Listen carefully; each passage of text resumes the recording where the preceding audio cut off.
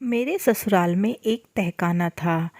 रोज आधी रात को मेरे पति उसमें चले जाते, फिर सुबह वापस आते।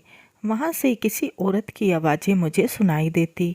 मुझे बहुत अजीब लगता, क्योंकि मेरे पति ने अभी तक मुझे छुआ भी नहीं था। एक रात मैंने पति के पास से तहखाने की चाबी चुरा ली, और जब मैं वहां गई तो मेरी चीख निकल गई। मेरा नाम मेघा है। जवान लड़की अगर घर में हो तो माता पिता को चिंता सताने लगती है। इस साल मैं 30 पार कर चुकी थी। मेरे लिए रिश्ते आए, लेकिन कहीं बात नहीं बन पा रही थी। फिर एक दिन हमारे घर एक रिश्ता आया। वो लोग गांव में रहते थे। लड़के का नाम अजय था। लड़का दिखने में अच्छा था। उनका खेती बाड़ी का काम था। अजय अपने माता पिता की इकलौती संतान है। लड़के की माँ परलोक सिधार चुकी थी। घर में बस वो और उसके पापा ही थे। मेरी शादी अजय के साथ तय हो गई। अपने ससुराल के बारे में इससे अधिक और मैं कुछ नहीं जानती थी। घर में शादी की तैयारियां शुरू हो गई। मैं भी खुश थी। मेरे मम्मी पापा की चिंता अब खत्म हो जाएगी। लेकिन मेरा आगे क्या होने वाला है, इसकी मुझे भनक भी नहीं थी। समय बीतता गया और मेरी शादी का दिन आ गया। शादी वाले दिन लड़के का चेहरा उतरा हुआ था। उसके चेहरे पर कोई खुशी नहीं थी। उसे देखकर लग रहा था जैसे वो यह शादी अपनी मर्जी से नहीं कर रहा। लेकिन मैं बस प्रार्थना कर रही थी ऐसा कुछ ना हो, और सोच रही थी मेरा आने वाला जीवन अच्छा हो। शादी कर मैं अपने ससुराल आ गई। उनका घर गांव में था, इतना मुझे पता था। लेकिन यह खबर नहीं थी कि घर खेतों में है, जहाँ आसपास और कोई घर नहीं था। उनका घर बहुत बड़ा था और रहने वाले बस 3 लोग। मुझे वहाँ जाते ही घबराहट सी होने लगी। फिर मैंने सोचा नई जगह है, शायद इसलिए। लेकिन कुछ समय में मैं भी यहाँ रहने के रहन सहन में ढल जाऊंगी, ऐसी ही बातों में मेरा मन खोया रहा। लेकिन अब सबसे बड़ा सवाल यह था कि मेरे मुझ पति मुझसे शादी करके खुश तो हैं। अभी तक एक बार भी मैंने उनसे बात नहीं की थी, और इंतजार कर रही थी कब उनसे बातें होंगी। फिर मेरी सुहागरात का समय भी आ गया। मैं कमरे में बैठी अपने पति के आने का इंतजार कर रही थी। मैं थोड़ा घबरा रही थी, लेकिन आगे जो होने वाला था उससे अनजान थी। धीरे धीरे समय बीतता रहा, और बैठे बैठे आधी रात हो गई, लेकिन अभी तक मेरे पति कमरे में नहीं आए थे। फिर मैंने सोचा कि शायद कहीं काम में फंस गए होंगे। शादी का घर है, कितने काम होते हैं, वैसे भी अकेले ही करने वाले हैं। सोचते सोचते मेरी कब आंख लग गई पता ही नहीं चला। सुबह मेरी आंख खुली तो मैं जल्दी से तैयार होकर बाहर आ गई। मेरे पति बाहर सोफे पर सो रहे थे।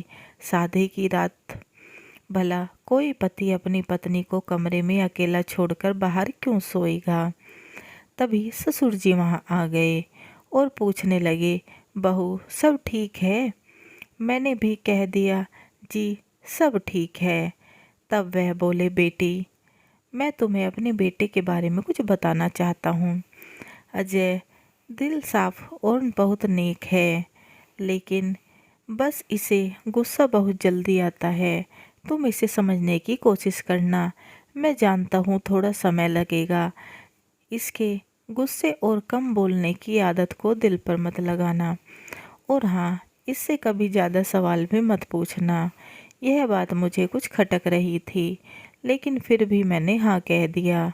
और कहती भी क्या, मैं घर के काम में लगी थी।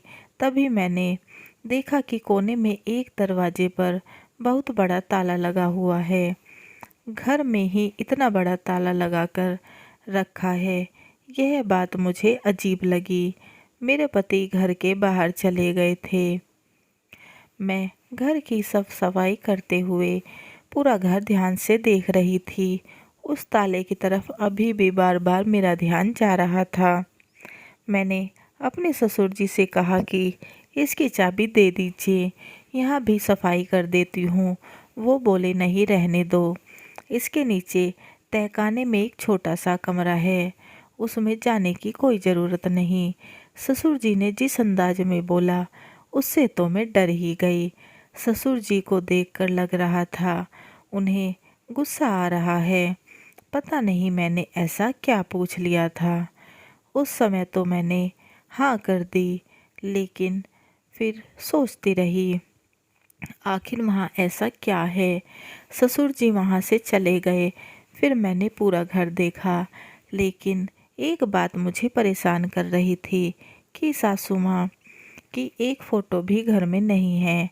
नया घर, इतनी सुनसान जगह और इतने सारे रहस्य, यह सब मेरे लिए बहुत अजीब था। शाम हो गई। मेरे पति और ससुर दोनों घर आ गए। खाना खाने के बाद मैं अपने कमरे में गई। मैं सोच रही थी कि आज भी मेरे पति बाहर ही सोएंगे, लेकिन कुछ देर बाद मेरे पति कमरे में आ गए। उनके आते ही मैं डर गई। वो बिना कुछ बोले बिस्तर पर सो गए। शायद उनके पापा ने उन्हें समझाया होगा। मैंने थोड़ी कोशिश की उनसे बात करने की उन्हें, लेकिन उन्होंने कोई जवाब नहीं दिया। मैं भी कुछ देर बाद सो गई। उस दिन से मेरे पति रोज कमरे में सोने लगे, लेकिन मेरी तरफ से मुंह फेर कर और ना ही कुछ बोलते। मुझे लग रहा था ये कैसी शादी है जो मेरा पति कभी मेरी तरफ देखता भी नहीं। ससुर जी ने पहले ही कह दिया था कि ज़्यादा सवाल नहीं पूछने, इसलिए मैं पति से कोई सवाल नहीं करती थी। एक रात मेरी नींद अचानक खुली तो मैंने देखा पति बिस्तर पर नहीं है। मैंने सोचा कि शायद बाथरूम गए होंगे, लेकिन जब कुछ देर होने के बाद भी वो नहीं आए तो मैंने कमरे के बाहर जाकर देखा, लेकिन बाहर भी वो नज़र नहीं आए। मैं वापस कमरे में जाने लगी, लेकिन अचानक मेरे मन में ताले वाले कमरे का ख्याल आया। मैं तुरंत उस दरवाजे के सामने गई तो वहाँ अब ताला नहीं था, बल्कि वो अंदर से बंद था। मैं सोच ही रही थी कि कहीं मेरे पति तो अंदर नहीं गए, लेकिन तभी मुझे अचानक अंदर से किसी औरत की धीरे धीरे बोलने की आवाज़ सुनाई दी।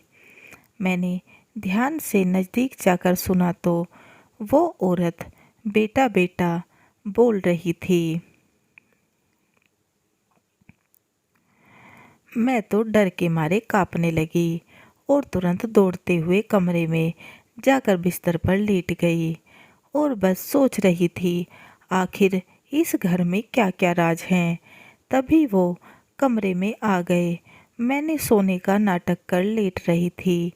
अब मुझे अपने पति से डर लग रहा था। हिम्मत कर मैंने अपने डर पर काबू किया। तहखाने में से जिस औरत की आवाज़ें आ रही थी, क्या वो मेरी सास थी? इस घर में सास की एक भी फ़ोटो क्यों नहीं है? क्या मेरी सास जीवित है? और अगर है तो उन्हें कैद करके क्यों रखा गया है? अब मेरी नींद उड़ चुकी थी। रात भर बस मैं सोचती रही और मैंने फैसला लिया कि एक बार सच का पता लगाने के लिए मैं तहखाने में ज़रूर जाऊंगी।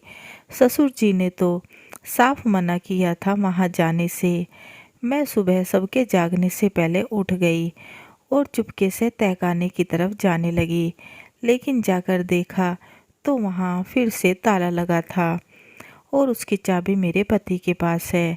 मैंने सोचा आवाज़ लगाकर देखती हूँ, शायद कोई जवाब मिले, लेकिन अगले ही पल ख्याल आया कि आवाज़ सुनकर पति और ससुर ना जाग जाएं।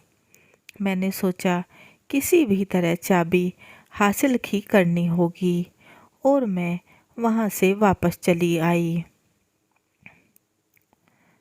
उस रात के बाद से उस घर में मुझे बहुत अजीब लगने लगा, लेकिन मेरे पति के स्वभाव में कोई बदलाव नहीं आ रहा था।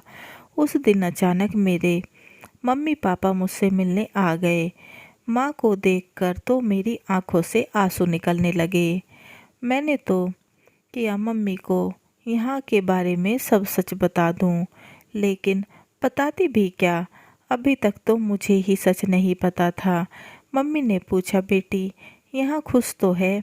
मैंने भी हाँ में सर हिला दिया। उन्हें सच बताती भी कैसे कि मेरा पति मेरी तरफ देखता भी नहीं है और इस घर में पता नहीं कितने राज छिपे हैं। क्योंकि मैं उन्हें परेशान नहीं करना चाहती थी, इसलिए मैं चुप रही। मम्मी पापा के जाने के बाद जब मेरे ससुर जी घर पर ही थे तो मैंने आज उनसे पूछ लिया कि पापा जी, सासू माँ की मौत कैसे हुई थी। अचानक उनकी आंखें गुस्से से लाल हो गई। उन्होंने मुझे घूरकर ऐसे देखा जैसे मैंने कोई बहुत बड़ा अपराध कर दिया हो। फिर वो कहने लगे, बहू यह बात आज मुझसे तो पूछ ली, लेकिन गलती से भी अपने पति से मत पूछ लेना। समय आने पर सब पता चल जाएगा।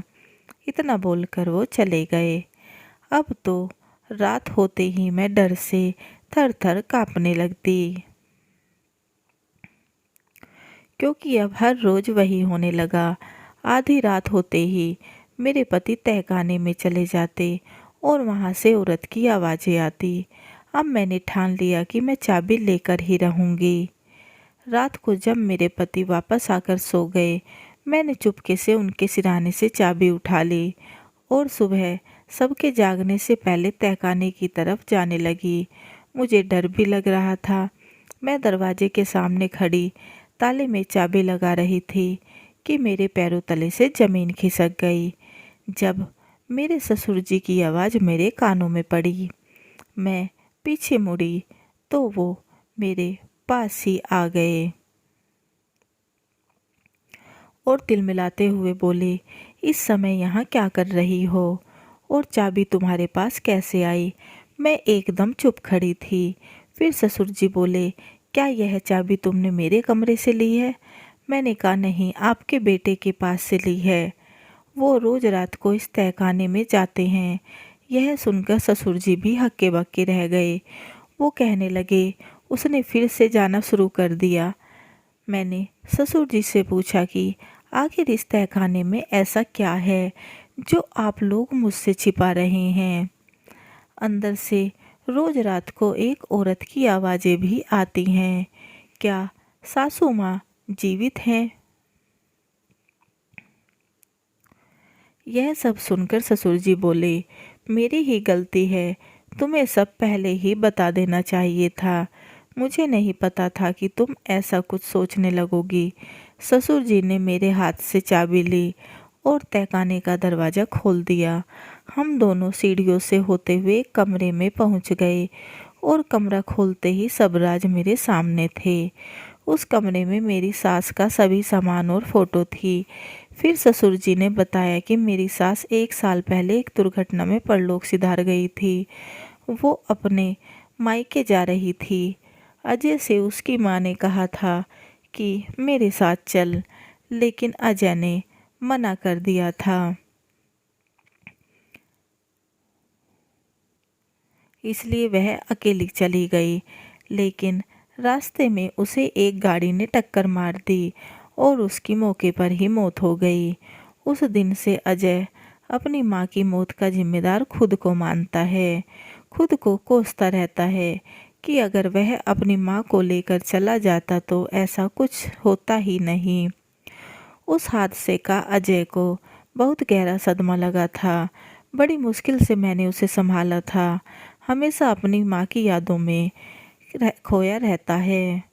उसे उसकी माँ की याद ना आए, इसलिए मैंने यह सब सामान यहाँ बंद कर दिया था। अजय अपनी माँ को बहुत ज़्यादा प्यार करता था। उसके फ़ोन में उसकी माँ की काफ़ी यादें हैं। शायद रात में आकर वो उन्हें फिर से देखने लगा है। मैंने सोचा था कि उसे कोई प्यार करने वाली आएगी तो वह इस गम से निकल जाएगा, इसलिए मैंने उसकी शादी तुमसे करा दी।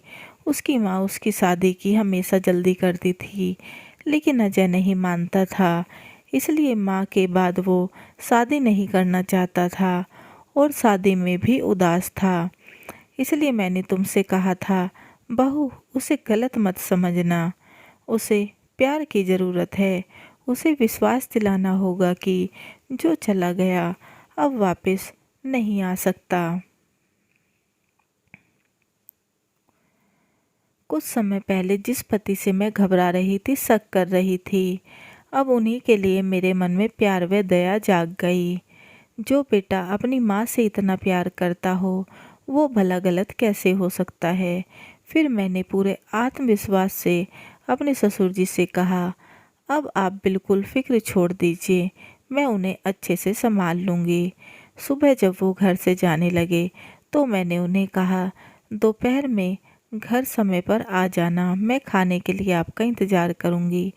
कुछ जवाब तो नहीं मिला, लेकिन आज पहली बार मैंने अपने पति के चेहरे पर हल्की मुस्कान देखी थी। इस दुनिया में एक माँ की जगह तो कोई नहीं ले सकता, लेकिन मैं कोशिश करती रही और धीरे धीरे उनके चेहरे की मुस्कुराहट वापस आने लगी और मुझे पूरा विश्वास है एक दिन वो मुझे भी सच्चा प्यार करेंगे। कहानी कैसी लगी कमेंट बॉक्स में ज़रूर बताएं और चैनल को लाइक एंड सब्सक्राइब करना ना भूलें एंड बेल आइकन को ज़रूर दबाएं ताकि ऐसे ही अच्छी अच्छी कहानियों के नोटिफिकेशन आपको मिलते रहें। And please guys support my channel. समाप्त।